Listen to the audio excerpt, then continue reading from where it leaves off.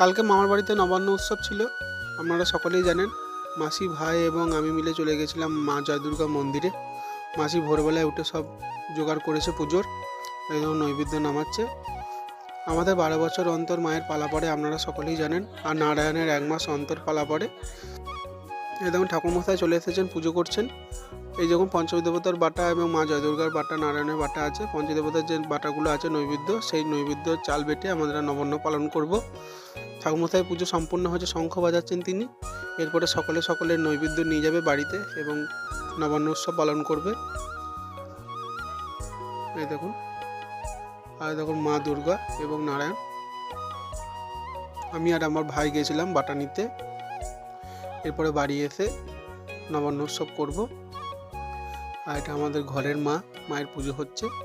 ব্রাহ্মণ মশাই চলে এসেছেন পুজো করতে। এরপরে তুলসী তলায় পুজো হবে।